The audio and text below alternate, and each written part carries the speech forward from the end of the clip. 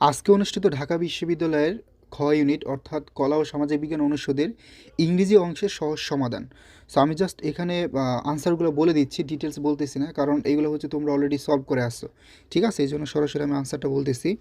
তো প্রথমে দেখো, স্ট্রে ডগস ড্যাশ দেমসেলফ স্ক্রাফটস, তো এটা হবে ফিট দেমসেলফ ইন স্ক্রাফট। ঠিক আছে, প্রথমটা হচ্ছে সি নাম্বার। তারপর দেখো, the teacher asks Jafar dash your exercise yesterday during the time allotted to you. So এটা হবে ডিড ইউ প্র্যাকটিস, বি নাম্বারটা ডিড ইউ প্র্যাকটিস। তারপর দেখো তিনে হচ্ছে একদম সরাসরি আমি আনসারটাই বলে দিচ্ছি।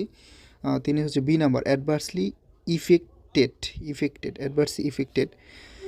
তারপর যদি আমরা একটু দেখি চার নাম্বারটা, the synonym of exhausted, the synonym of exhausted এটা হবে এ নাম্বারটা, এটা ডিপ্লিটেড।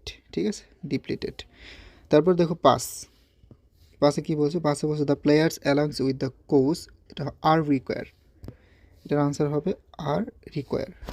ওকে, ছয় নাম্বারে the water was salty I could not drink, এটা হবে সিন্স। তারপর সাথে দেখো had I been here, so এটা তো ইজি, এগুলো পানির মতো সহজ, তোমরা ইজিলি পারছো সবাই আমি বিশ্বাস করি। কুড হ্যাভ হেল্প, বি নাম্বারটা। তারপর দেখো আইডেন্টিফাই দ্য ইনকারেক্ট স্পেলিং, এখানে ভুল স্পেলিং আছে ডি নাম্বারটা। ঠিক আছে, এটা হচ্ছে ভুল স্পেলিং আছে।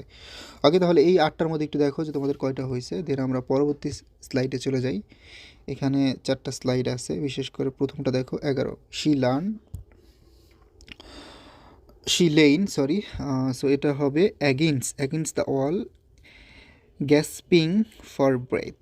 ওকে, 12 নাম্বার, তার মানে এ নাম্বারটা, এটা দাগ দিয়ে দিলাম। The antonym of imprudent, the antonym of ইমপ্রুডেন্টের বিপরীত হচ্ছে ওয়াইশ, জ্ঞানী, এ নাম্বার হবে, হ্যাঁ এ নাম্বার। তারপর 13 number, choose the correct sentence, এখানে Jayati for paid him to go to the meeting, B নাম্বারটা কারেক্ট।